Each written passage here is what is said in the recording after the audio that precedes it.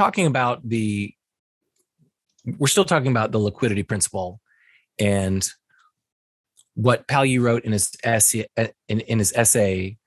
liquidity. We're almost done with this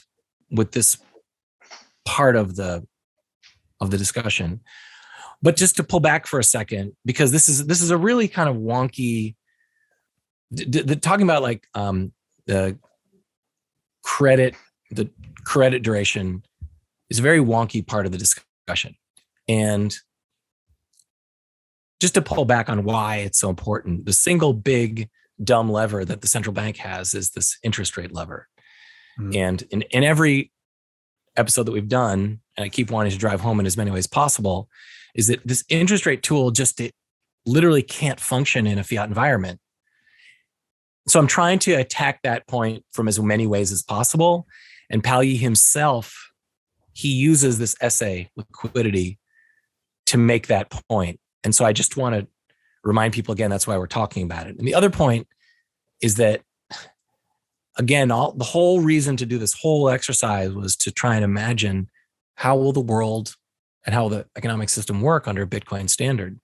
And I feel like by understanding the liquidity principle, as Palyi describes it, I actually have it's a narrow, but I have a plausible concept of how you can actually have credit on a Bitcoin standard and how banks can still lend and still be liquid, which was something that was eluding me before.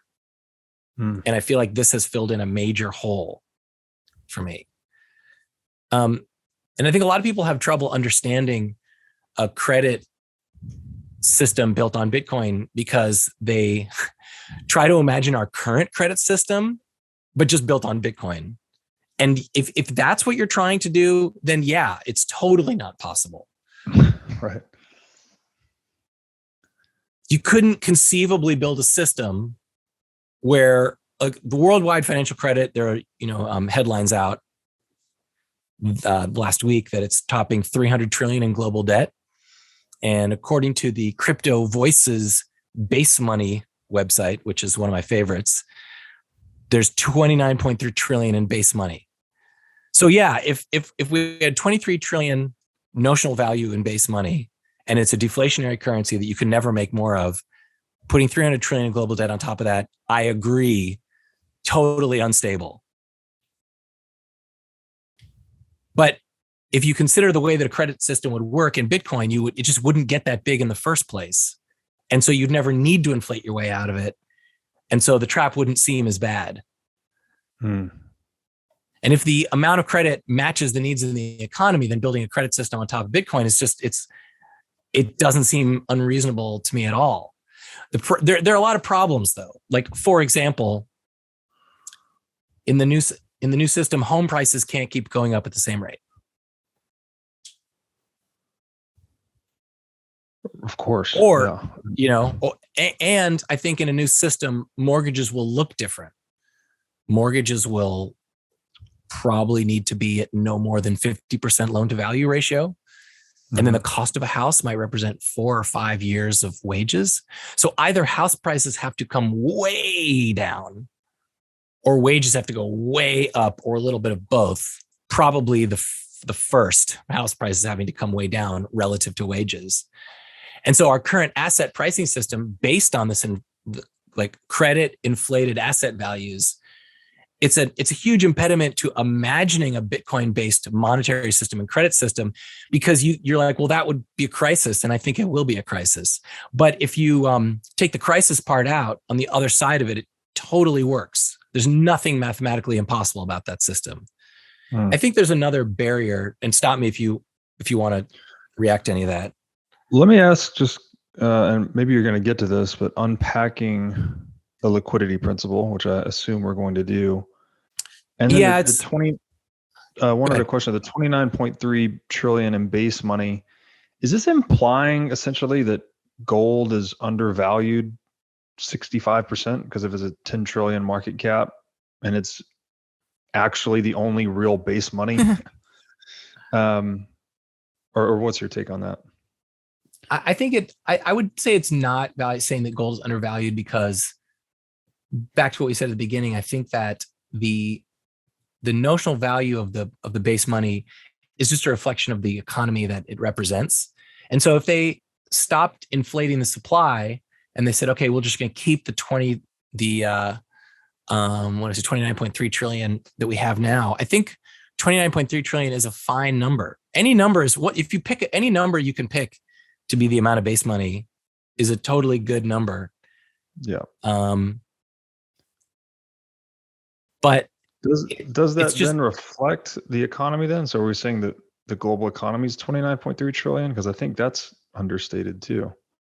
No, it's not. It's larger than that. 29.3 trillion is just the amount of base money of it's not all of the central banks added up, but it's the ones that they do at the Crypto Voices podcast. They do this base money.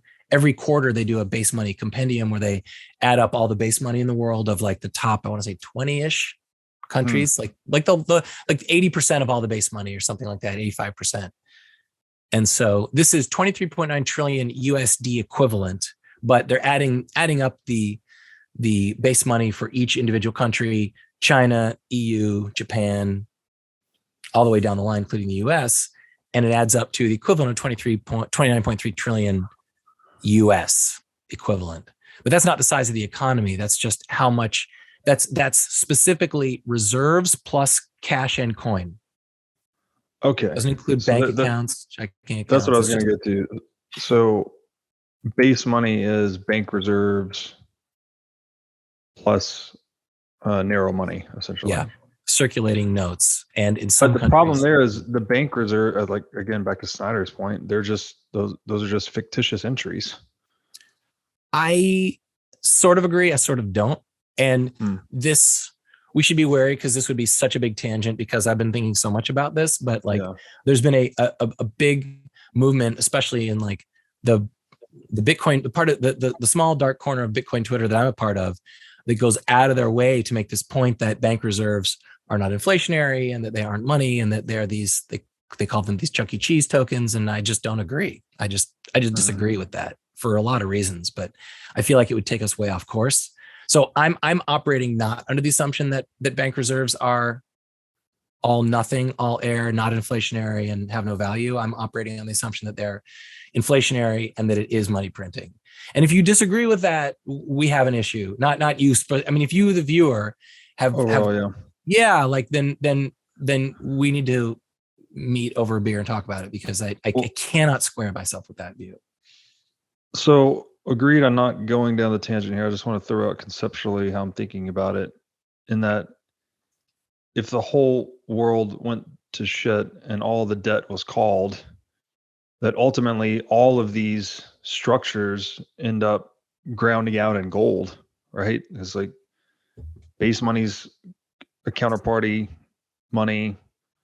Bank reserves are a counterparty money. SDRs are counterparty money. Like all these things that comprise quote unquote base money have counterparty risk, except gold.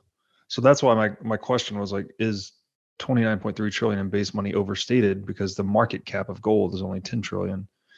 We don't need to go down that tangent, but just conceptually, I think that's a bit confusing, because my first answer is that actually, if there's a massive unwind, that the purchasing power of the base money would skyrocket, even the non-gold part.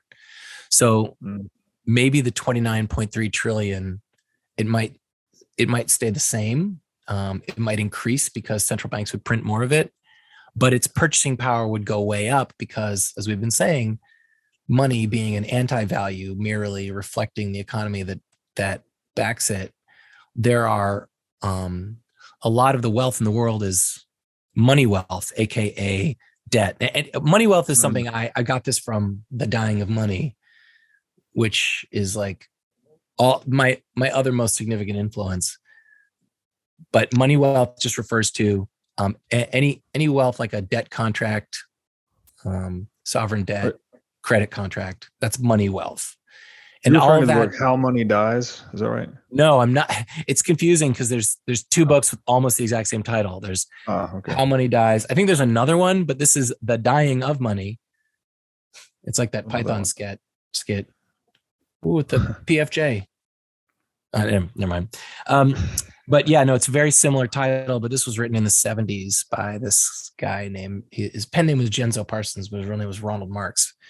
And I'm going to quote from it actually in a little while, but no, I think the purchasing power of the trillion of the base money, because it's already in people's hands, would go way up, but the debt money would collapse in value. Right. And everything would sort of collapse to the value of cash flow. So like all stocks would just immediately crater solely to the value of the whatever they're making, like week to week would be the value of the company and no more. 1x cash flow. Yeah, exactly. Wow. Everything in the world would collapse to cash. And so the 300 trillion would maybe be suddenly 29.3 trillion. That's my first take on where it would go if there was a massive unwind. Because I think people would, especially in a panic, they would still see their notes as valuable and they would still see their balances as valuable. Their cash balances. They might become the most valuable thing for a short period of time. Right. Does that answer your question? Well, suffice to say, it's very confusing because just conceptually thinking, if all debt gets unwound all the way down to bare asset, it's like, what's at the bottom of the whole fiat currency complex? Well, it's gold.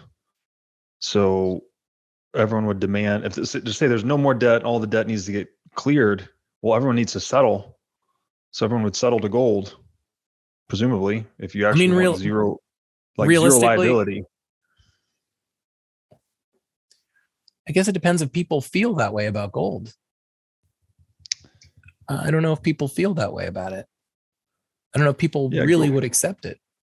Gold or Bitcoin, I would assume, would be the only monies that could fit the bill for that. Anyways, I don't want to drag us down the tangent, but I just want to highlight that it is confusing. Yeah, it is. It is really confusing.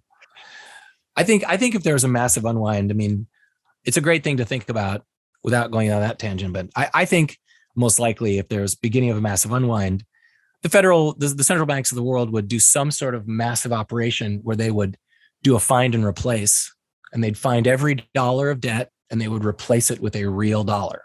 They just delete the debt and replace it with money. Like, you owed 400,000 on your house, you now have 400,000 to pay off your house. Something that would be sort of the type of jubilee, so that everyone was whole and no one owed anything. Or they do it at like 50 cents on the dollar, but they just replace the debt with more money, which would just annihilate the economy. Yeah, I mean, it would. I don't know. I honestly, I don't know. I don't know. It's so complicated and so disastrous, and also so plausible and also unavoidable. Yeah. Good way to put it. But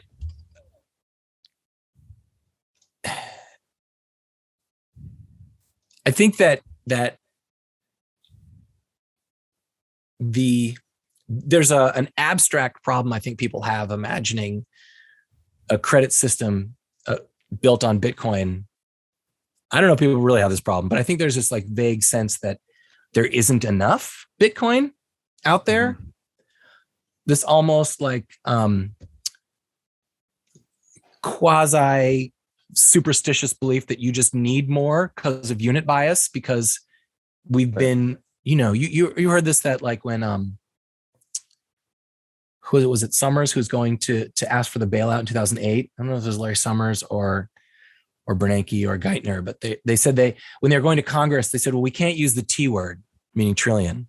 It can't be that big because no one talks that way. So that's how TARP ended up at 700 billion. But now, the T word, people use that all the time. They've just become inured to that. And so I think the fact that Bitcoin stops at 21 million, there's just this non-scientific belief that there just isn't enough.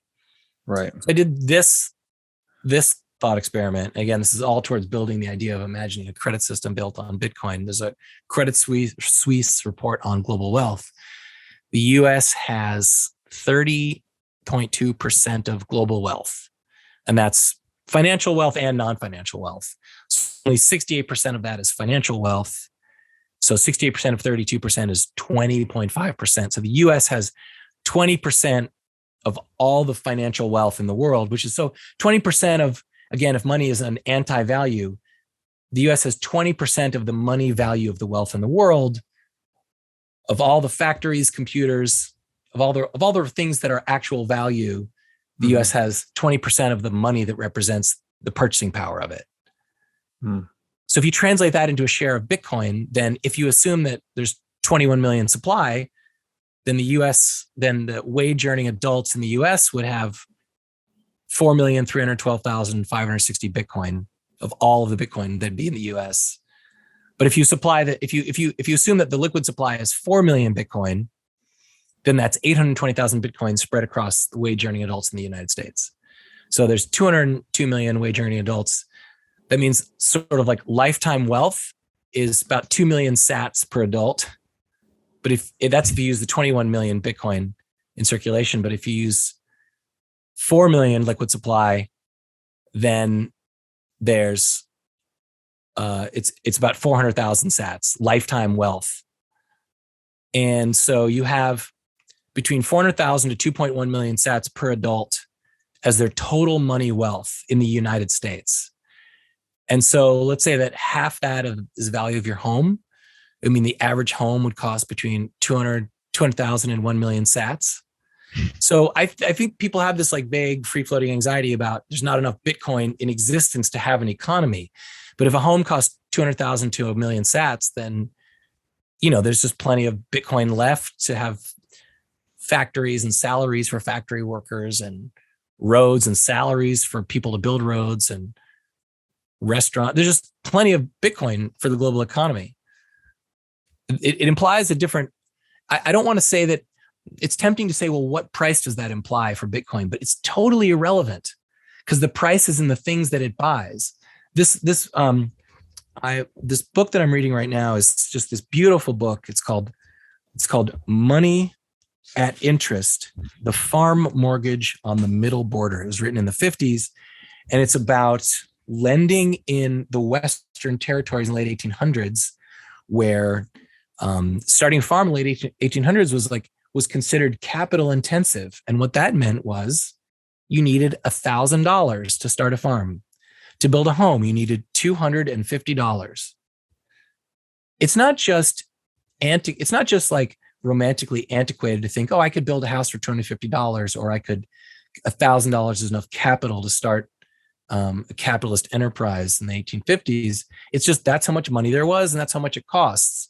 So it's totally to say that a house would cost between 200,000 and 1 million sats. It's irrelevant what dollar value that implies. What it implies is the value of the actual real thing that it buys, which is the house. And there's just a ton of Bitcoin left over. You have so much Bitcoin left over, you could have inflation. You could have price inflation. You can have whatever you want. Yeah, I think the key point here, I think unit bias is one way to look at it, that people just get locked into thinking a certain dollar value is assignable to a certain type of asset, right? Like we think a nice home in the US today is like what, $1 million, $2 million, something like that. But it's all arbitrary ultimately. Totally. And there's the other key point here, I think, is that the money supply itself is always zero sum, because again, if it's just a reflection of all the wealth, right? It's a call option on wealth, something like that. If you increase the supply of money, then you've taken away from someone, right? The more money I have, the less you have, right? And that's obvious on Bitcoin, but that's also true even with dollars. When we increase the number of dollars, whoever's getting those dollars is taking purchasing power from other holders of dollars. But that's the money supply. The purchasing power of money is positive sum, right? So the more wealth there is in the economy, the more wealth is being reflected in the money. So the more purchasing power in my money means the more purchasing power in your money, basically. So there's almost like a point of confusion there where people associate, or I guess people confuse the money supply with the purchasing power that money represents. People confuse the money supply with the purchasing power that the money represents. I know I agree with you, but for some reason I can't even wrap my mind around what that. I can't. Well, just to say, like, okay, COVID hits. The U.S. government prints $4 trillion. Everyone, like, the first order thinking mind is like, oh, great, we have $4 trillion extra dollars. Right. We've added wealth to the economy. Right. But you haven't done that at all. You've just done the opposite. Changed entries on a database and reallocated claims to wealth. Yeah. So, yeah. You've done the exact opposite of what you intended. Literally the opposite thing. Yes. But if people are ignorant enough about money, then you can get away with it in broad daylight, as we have seen. I think that it's changing. I think that the ignorance level is decreasing. Hey, everybody. As you've no doubt learned by watching this show, Bitcoin is the single most important asset you can own in the 21st century. And one of the most important companies in Bitcoin today is NYDIG. NYDIG's mission is to get Bitcoin into the hands of as many people as possible. One of the ways they are accomplishing this mission is by empowering banks and financial technology companies to offer their own Bitcoin products and services. As a true game changer in the industry, NYDIG is safely unlocking the power of Bitcoin for forward-thinking individuals and institutions alike. Led by Robbie Gutman, Yin Zhao, and Ross Stevens, NYDIG has absolutely exploded onto the Bitcoin scene recently and has quickly become a leader in this space. So, whether you are a professional investor looking for asset management services or a company looking to white label your own Bitcoin product or service, consider NYDIG your single source solution for everything Bitcoin. But it is true that if people are in the dark about it, you can get away with it for as long as, I mean, we've been doing it. I mean, the point of Keynes's whole agenda was to what he like the low interest rate agenda was, he thought he was going to abolish the rentier class, meaning people who got interest, the lenders. And he had this idea that once interest rates were driven low enough, permanently enough, the rentier class would just disappear because they were no longer needed. And what he didn't take into account is that the rentier class is actually just middle class people on pensions who own government debt. They're the lenders. They're the usurious lenders. They're just the actual rentiers I think he had in his mind are smarter than that, and they sidestepped all this and they're gone. But the people who really are loaning the money and who are really being cheated by the creation of all this new money are middle and lower income people on fixed incomes who have savings in cash or who own government debt. And those are the people who didn't go away, and those are the people who pay the price for the artificially low interest rates, which are created by printing money to prop up the value of these assets. And there's this concept that because we have an economy that's built on, again, I want to talk about the credit structure because we have this concept that the credit structure is so vital to the economy because we grew up with a massive and totally over swollen credit structure. It's not necessary for an economy that it's just not a necessary thing for the economy. Mm-hmm. It's not any more necessary than we have a huge motorcycle industry. Credit has to exist. There has to be lending. I think that does exist, but I think the ease of payments with Bitcoin makes that, I mean, you had to have credit in gold. We talked about this in the last episode because you couldn't affect payments locally because gold is burdensome to ship, and Bitcoin changes that dramatically. Uh-huh. But I do think you will still need a credit system because people will still need to borrow capital they don't have They need the capital. They don't need the credit instrument. They'll need the capital. So someone might want to start a farm, and they might need $1,000 to build a house or $100,000 to build a house.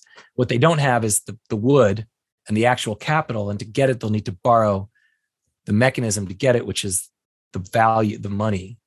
And so we will have to have credit. We will have to have lending. And that's been the hardest thing for me to picture. That's what I've spent the most time trying to understand, because I didn't understand how a bank would function. Right. But this is, I'm going to read this passage from Dying of Money.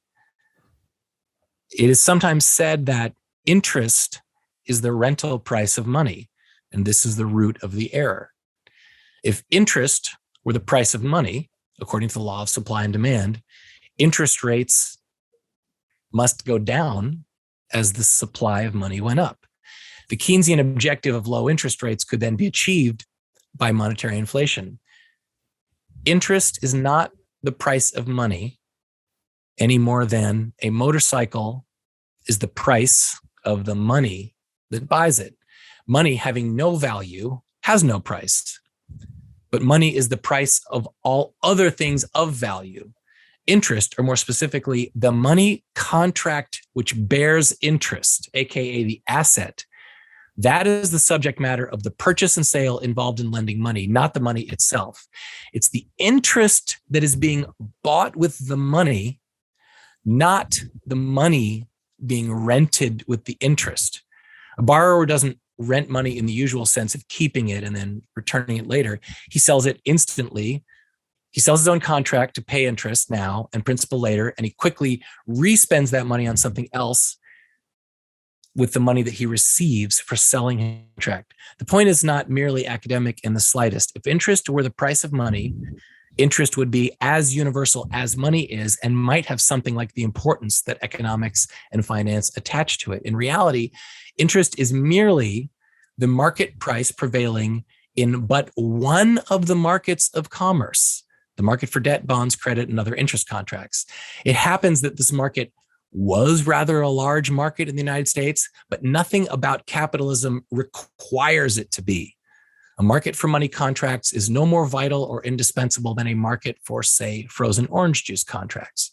So what he's saying is interest doesn't need to play the role in our economy that we've been conditioned to think it does. And I think that's a big barrier to people imagining a Bitcoin standard. So he goes on, I won't read the rest of it, but he basically goes on to explain the phenomenon that a lot of people have been talking about, which is that when there's high inflation, it actually creates high interest rates. And when I'll read the end because it gets into a big point. I'm just going to skip to the end of this passage. If demand for interest contracts should totally disappear, as it should do in an inflation, if lenders really knew what they were about, interest rates would be infinite at the same time that the total supply of money was also approaching infinity. Monetary inflation causes high interest rates, not low ones. So you might say, bring it back to Bitcoin, if inflation causes high interest rates, does a disinflationary money cause low interest rates? And I don't think that's true either. I think what a hard money does is that it causes market rates to function. And on a market, rates differ according to the application. They differ according to the borrower and the lender. And there should be no national rate of interest any more than there should be a national price of motorcycles. So in a functioning market for interest, which is what I think we would have in Bitcoin, you'd have people offering money contracts for interest, aka borrowers. And then you'd have people in the market for those money contracts for interest, and those would be lenders. And then they would find a way to match according to the application, according to the risk. And right. You'd have some industries that have high interest rates, some that have low. The interest rate is determined by the return you're going to get on the loan. It has nothing.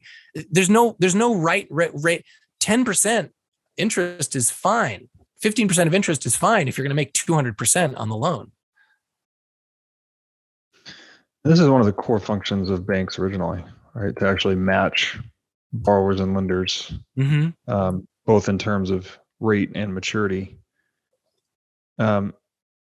Let me ask you this. Is it proper to think of the purpose credit or debt is serving as smoothing over dislocations in the market between buyers and sellers?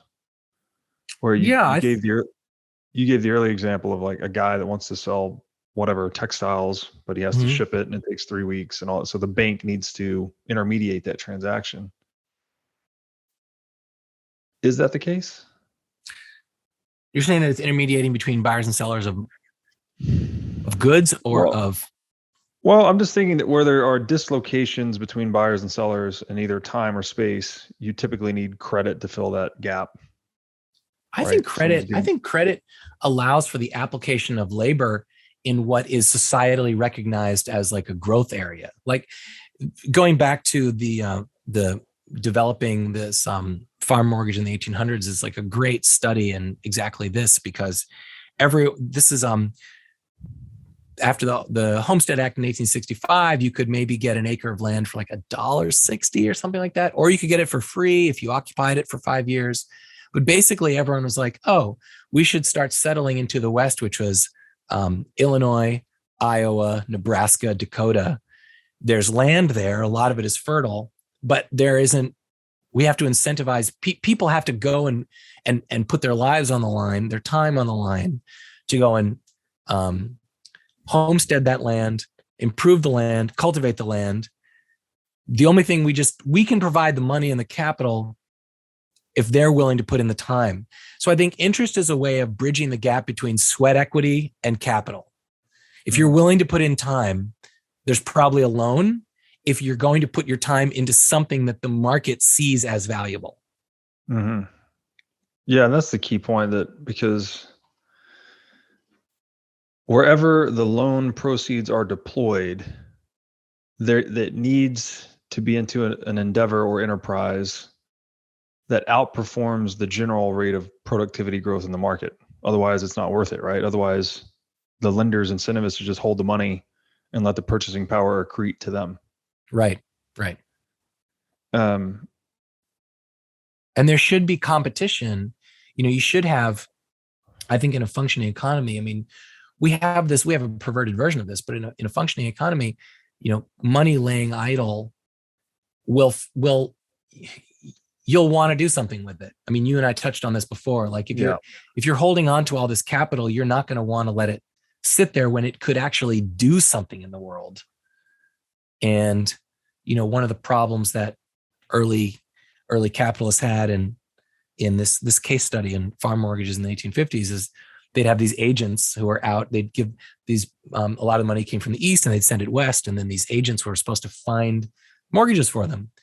And there's a letter from one of the financiers to their agent. They're like, "We've had $6,000 just sitting in the bank for a few months. We don't like that. It should be lent. It should be doing something."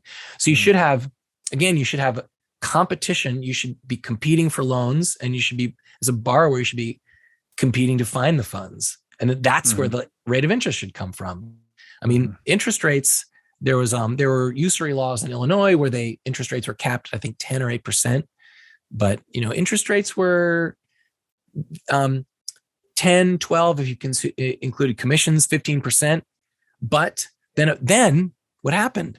A bunch of capital came into the market, and there are all these letters about, we can't hold 8% because this other life insurance company is moving into our territory in Iowa, and they're offering 8%. Okay, we're offering 7%. So what should be lowering interest rates is competition. That's what should be lowering interest rates. Yeah, another point here I think that really helped me understand this better was interest rate is not specific only to money. Actually, it's specific to capital in general. Yeah. And I think the easiest way to think about this is that the higher the interest rate is, this indicates a higher demand for receiving capital sooner, right? To say, yes, if I'm an owner of capital, I have more of an interest in holding that capital than lending it out. And that's reflected in the higher price that I charge for lending it out. And it doesn't have to be money. You could have an interest rate on anything. It could be equipment, right? And so the key point there, I think, through the process of civilization, like the more capital we accumulate, the more capital stock there is in the world, that means clearly higher supply of capital. And I think the general tendency is for the interest rate to decline over time. So higher supply of capital, same demand would be lower price, so lower interest rate over time.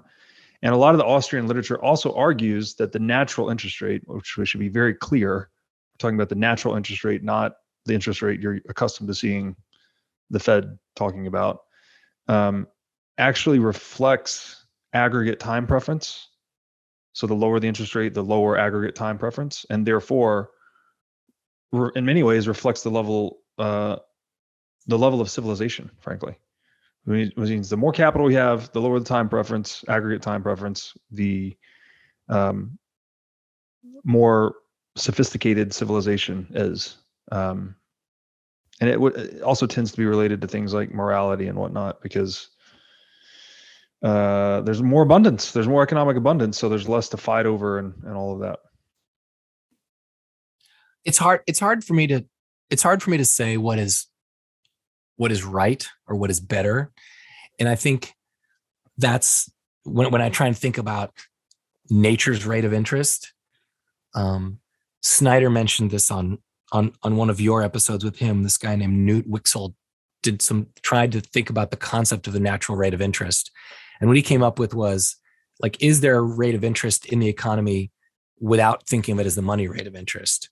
And he posited that it's, if you could loan just the capital without it loaning out the money, like if I could loan you just a machine, if say you were starting a tool and die company, and instead of loaning you the money to start the company, I could just loan you the machinery and the buildings and everything you needed.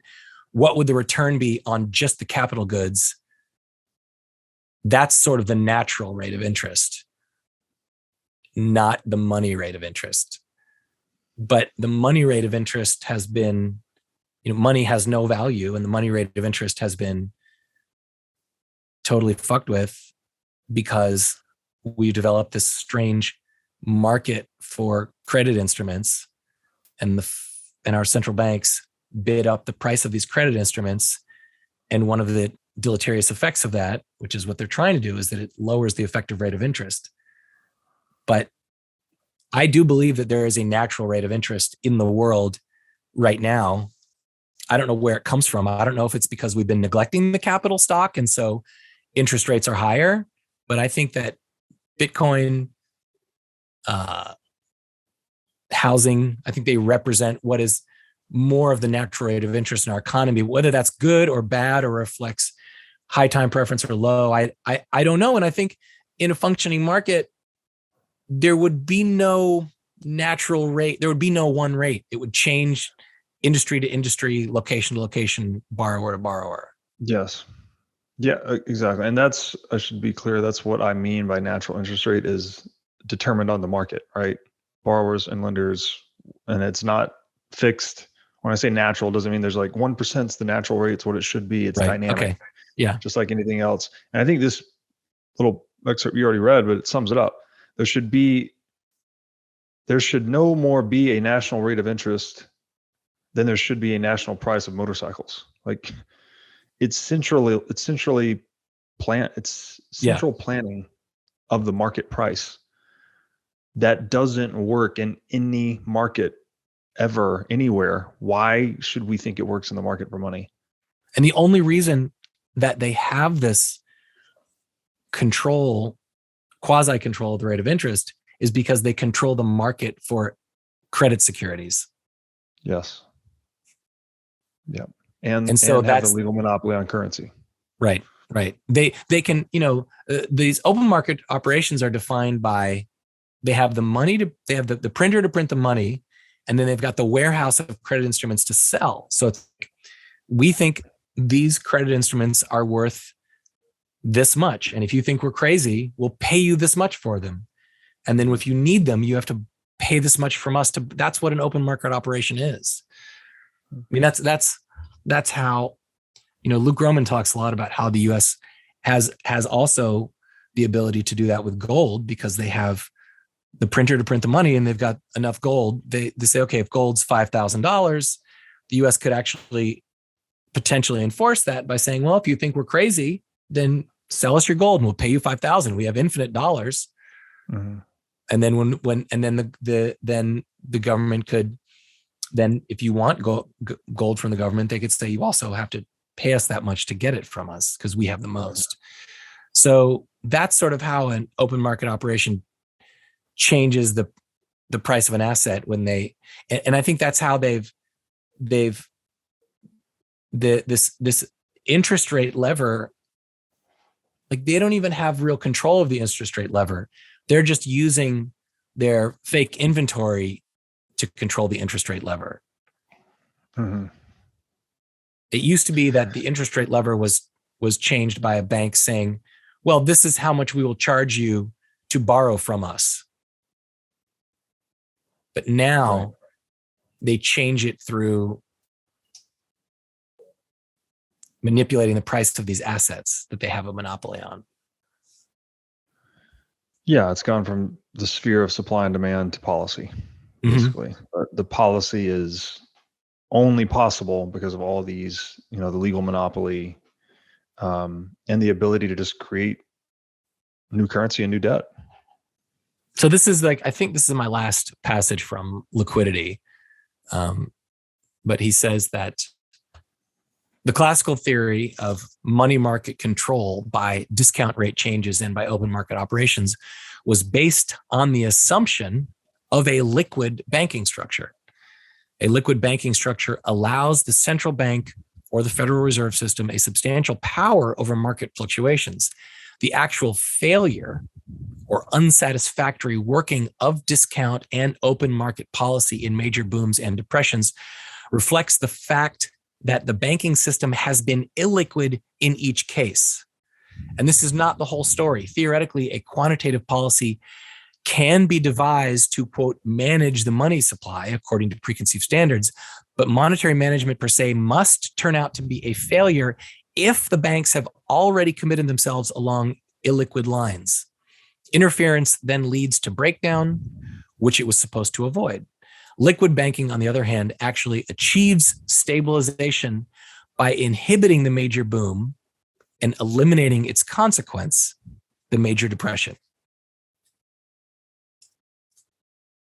So a banking system that requires banks to respect their own liquidity actually incentivizes them into a behavior that actually avoids the boom in the first place, and by avoiding the boom, you avoid the depression. Like we said a while ago, the failure of the policy is not how it performs during the crisis. The failure of the policy is how it performs during the prosperity. Mm-hmm. That's what we say. A liquid banking structure is one in which banks have skin in the game, right? Yeah, totally. And a liquid banking structure presupposes a money which is finite. Mm. Right. Yeah, but it's the credit expansion itself that turns a liquid banking structure into an illiquid banking structure. Right, and then when exactly, and then when the Central Reserve steps in to purchase all that debt and then commit itself along illiquid lines, committing itself along illiquid lines means that it has purchased so much of this debt it can no longer shift the burden to anyone else, and that's the end of the road for that debt. They have to support the value of that debt, the market value of those credit securities at all costs, and they are thus illiquid. Again, the central bank can never sell their inventory. They're illiquid. Yeah, so this is like musical chairs or hot potato or something. The central bank gets stuck with all the toxic assets, and then what can it do other than enforce more taxation or inflation? All right, and the only way to get that inflation is to make people borrow more and more and more. To make that 300 trillion, they have to make that 600 trillion. And the only way people can borrow more and more and more is to artificially keep interest rates down and then also increase the maturity structure of the debt. Mm-hmm. You going back to late 1800s, I've got this little table here Just look at the average maturities of these loans. These are farm mortgages in the 1890s. These are 6 years, 6.5 years is the longest life of the mortgage. In some states, it was under 3. And I think that when I start thinking of how a Bitcoin standard could work, I'm like, yeah, if I'm borrowing Bitcoin and paying it back at a market rate and my loan is 1.5 years, now I get it, because Bitcoin will be a lot less volatile and I'm not going to be paying it back for 30 years. I'm going to be paying it back for a year. And a lot of people, and I know I'm repeating points, but a lot of people say, well, you can't pay a home back in a year. Well, you can if the home is only represents 2-3 years of wages. You could save for 1.5 years, and then you get the loan, and then you save for another 1.5 years. Yeah. Which is another way of saying when the monetary premium is not being pushed into housing. Yes. By virtue of monetary debasement, then all of a sudden homes become much more affordable. Right. So like, I'm skipping down to these Fred charts of look at these are mortgage-backed securities that are now on the balance sheet of the Fed. It's 2.686 trillion mortgage-backed securities that the Fed owns. And that is to prop up the value of these securities so that the price of because the securities have value, the banks that write the securities can keep making more of them. If the securities lose value, the banks can't write more of them, and thus that takes the wind out of the credit market for homes. So homes have to be unaffordable for it's existentially important to our current system that homes remain totally unaffordable. Which thus exacerbates homelessness and, tears up the social fabric and all of that. It's just so self-defeating ultimately. It is. It really is. And this is the only part that's going to be dangerous for all of us is that in order to get to the other side, I can now imagine another side, but I think just to stay on home values, I think home values just have to change a lot. And that is going to be disruptive.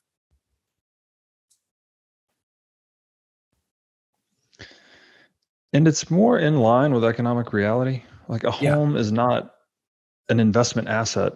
A home is a durable consumer good. Right? It's expensive. Clearly, you need to save up and buy it, but then you don't expect it to get better year over year or to appreciate. Like it should be depreciating. It's a home, wear and tear, all of these things. I agree. I'm fully prepared for my home to be worth half as much. I mean, your liquid net worth on the Bitcoin position in your balance sheet is probably going to be 10 or 100x in that situation. So you should be okay. I want to share a thread just as a tribute to @NaturalMoneyBTC, to whom we owe a lot of gratitude for this whole series, because he was kind of the one through his writing that he not only introduced me to Palyi, but this concept of the maturity mismatch. So this is a Twitter thread from him, and he wrote, "Loan durations are a really important consideration here. Increasing leverage in the current system necessitates ever expanding duration, but this lowers financial market liquidity, reduces the mobility of labor and productivity. Locking up ever longer periods of uncertain incomes isn't a healthy or sustainable means of providing real growth. We want to extend the length of production, not the debts. The former increases productivity and real incomes. The latter creates debt slaves and is inimical to productivity. A mild deflationary system where Bitcoin supply goes up 0.25% to 1% per year, while output goes up 1.5 to 3%, is perfectly capable of supporting a credit market. The durations, however, would have to be short: 5 to 10 year home loans, 1 to 2 year car loans, etc. Debt-laden balance sheets would be minimized. Issuance would be subject to a growth and productivity-friendly hurdle rate. This would engender productive use of credit while suppressing wasteful reinvestment in productivity-suppressing zombies." I mean, this is such a beautiful. I'm just so stunned at how beautiful this vision is, because this whole exercise in imagining a Bitcoin standard, it's so real to me in these words. because I see the whole credit structure, I see the loans, I see how people get houses, I see the whole thing coming into being, and it's much more like the gold standard than I ever thought it would be. Credit issuance would be subjective to a growth and productivity friendly hurdle rate. I'm repeating myself. This would engender productive use of credit while suppressing wasteful reinvestment in productivity suppressing zombies. The fact that today we have a distorted production structure with a large percent of zombies is not the fault of Bitcoin. It is the legacy of grow nominally at any cost Keynesianism, which carries externalities of long depressions for Main Street and a pronounced risk of currency failure. Our focus should be on understanding why capital is atrophying today amid near zero or negative marginal returns on investments. The well-being of a society can go down alongside full employment if capital is mismanaged and output atrophies. Full employment is a desirable byproduct, not an end. When first principles lead you to enable a crescendo of leverage, you're compelled to socialize the attendant risks and subjugate the currency to bailing out credit structure indefinitely. This is an incredibly stupid and self-defeating economic strategy. The realities of scarcity and the challenge of efficient capital allocation, rather than being expressed a front end through the hurdle rate, are delayed and thus transformed into extreme systemic risks and predatory debt peonage for the masses. Pain now or pain later. We know as a matter of historical fact, this is a fucking great thread. We know as a matter of historical fact that real income and output growth rates of 2 to 3% are achievable over long periods of time in low leverage and low duration credit systems with modestly deflationary monies. The first challenge is in accepting the reality of trade-offs in play. The second is in talking through and individually planning for the transition. Maximizing household, firm, and country level production and savings will go a long way towards smoothing that transition. Those who own bad debts will get their due. And then he credits Alan Farrington's essays, Wittgenstein's Money, The Capital Strip Mine, Bitcoin is Venice, for helping him. As that thread is just, I mean, that thread itself was the beginning of my journey, honestly. It's like, I understand what this person thinks, and I have to understand what he's talking about. That's really good. I had not read that thread. And the one thing I'd add to it, it's pain now or way more pain later. Yeah. Right. And this is just back to the Talebian concept of delayed volatility is exacerbated volatility. You can't hide it. You can't wish it away. It comes, right? And if you delay it or suppress it, it comes more severely.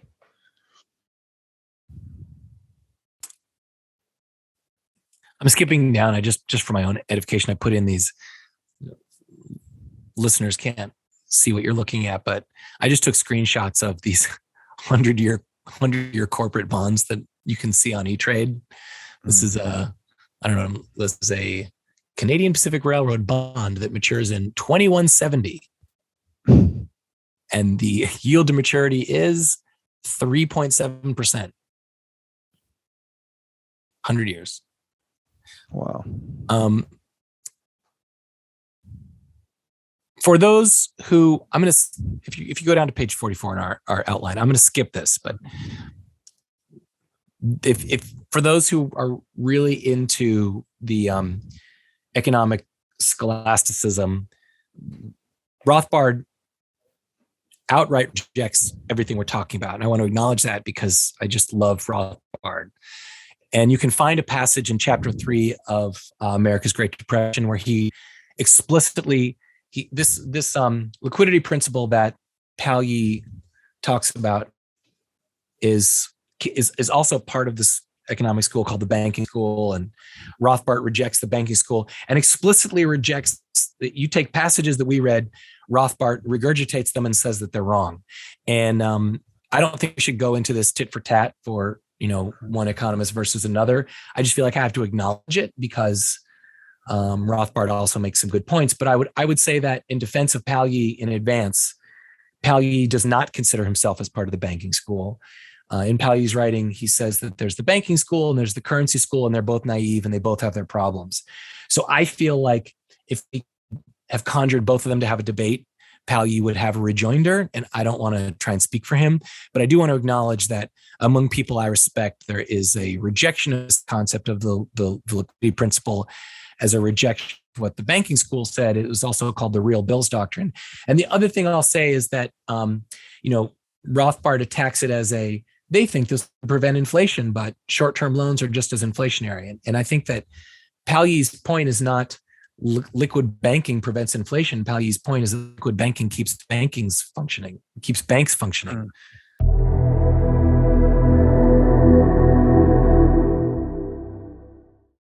Hey guys, I hope you found this episode valuable. At the What is Money Show, we are striving to deliver the most valuable knowledge possible in each and every episode.